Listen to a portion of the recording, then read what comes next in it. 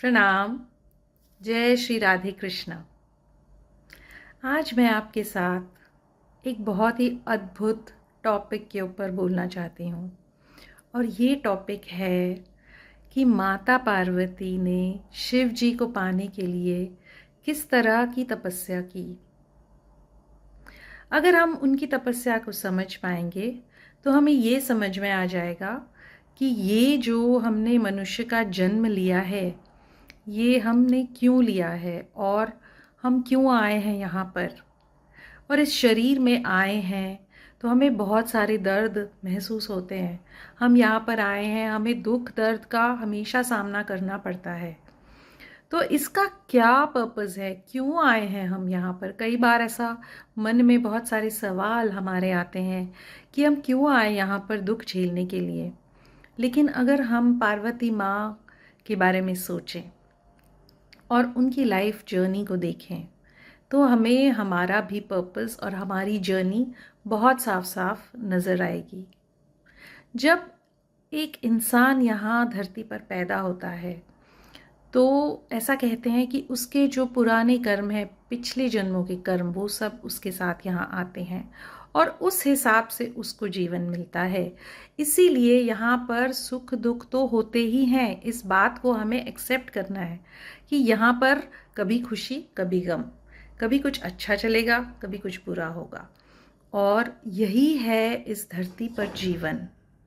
और इस धरती पर जीवन लेकिन क्यों इतना मूल्यवान है? कई बार तो ऋषि मुनि भी चाहते हैं कि वो धरती पर पैदा हों, कि वो स्वर्ग में ना जाएं, क्योंकि स्वर्ग में सिर्फ आराम और खुशी मिलती है, ऐसा सुनते हैं। लेकिन धरती पर ये जो दोनों चीज़ें हैं, खुशी और गम, ये जो हमें दुख दर्द को झेलना पड़ता है, ये यहाँ पर होता है। और माता पार्वती की जो जर्नी है उसमें ये हमें समझ में आता है कि माँ जो थी वो शिव जी को पाना चाहती थी। वो महादेव की भक्त थी, महादेव में वो लीन हो जाना चाहती थी, महादेव से विवाह करना चाहती थी, जो एक बहुत बड़ी बात है।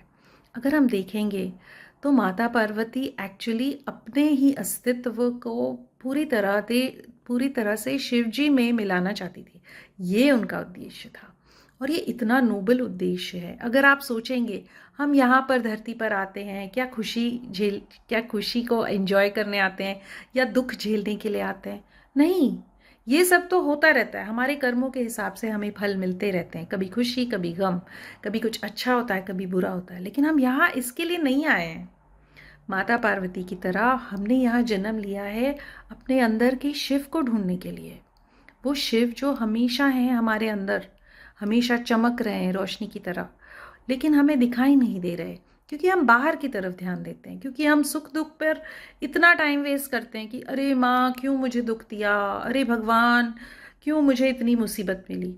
अपनी मुसीबतों और दुखों को मत देखिए, क्योंकि वो कुछ भी नहीं है। आपका पर्पस क्या है? आप क्यों आए हो यहाँ पर?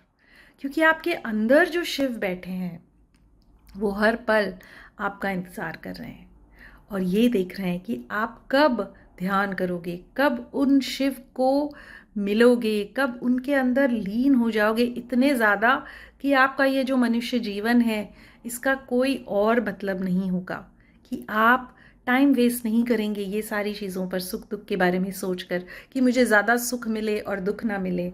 सुख दुख तो आते रहेंगे, उनकी तरफ ध्यान ना दें, पर अपना ध्यान लगाएं अपने अंदर के शिव पर और तब आप बन पाएंगे पार्वती। तब आप शिव से विवाह करके उनके साथ लीन होकर अर्धनारीश्वर बन जाएंगे। क्या ये पॉसिबल है? इस मनुष्य जीवन में क्या ये पॉसिबल है कि हम शिव में इतने लीन हो जाएं कि हमारा अस्तित्व जो भी है, जिसके अंदर इतने सारे डिज़ायर्स हैं, जिसके अंदर हम ये सोचते रहते हैं कि हमें ये सुख मिल जाए, वो मिल जाए, ये ना मिले, ये सारी चीज़ें ख़त्म हो जाए हमेशा के लिए? क्या ये पॉसिबल है? यही पॉसिबिलिटी को हमें एक्सप्लोर करना है और हर दिन ईश्वर हमें एक नया दिन देते हैं, एक नया मौका देते हैं कि हम इस पॉसिबिलिटी को एक्सप्लोर करें और अपने अंदर के शिव को देखें और शिव में लीन हो जाएं और हमारा कुछ अलग सा आइडेंटिटी हम जो हैं वो ना रहे और हम हमेशा के लिए शिव में लीन हो जाएं, ताकि हमें फिर इस धरती पर दुख झेलने के लिए आने की ज़रूरत ही ना पड़े। क्योंकि सुख तो मिलते हैं लेकिन दुख भी बहुत सारे मिलते हैं, और हमें नहीं झेलना है ये जो दुख है, इसे नहीं झेलना है। तो एक ही तरीका है कि अपने अंदर जाएं, ध्यान लगाएं और ढूंढें उस शिव को, उस रोशनी को जो हमेशा एक जैसी है, जो परमानेंट है। ये जो टेम्पररी चीज़ें हैं इन्हें जाने दें और अपने परमानेंट शिव को हमेशा के लिए ढूंढ लें और उनसे शादी कर लें, उनसे एक हो जाएं और अर्धनारीश्वर बन जाएं। आपको ही अपने अंदर शिव और पार्वती दोनों दिखेंगे, दोनों मिलेंगे, और आप हमेशा के लिए यहाँ से ये जो आइडेंटिटी, जो हमने ये बॉडी, फॉर्म, नेम और आइडेंटिटी लिया है, इसको हम त्याग दें और हो जाएं लीन शिव में। तो यही मेरा मैसेज है इस नवरात्रि के लिए। अपने अंदर जाएं, अपने शिव को ढूंढें और शिव में लीन हो जाएं और अर्धनारीश्वर बन जाएं और डिवाइन फेमिनाइन, डिवाइन मैस्कुलाइन दोनों एक हो जाएं।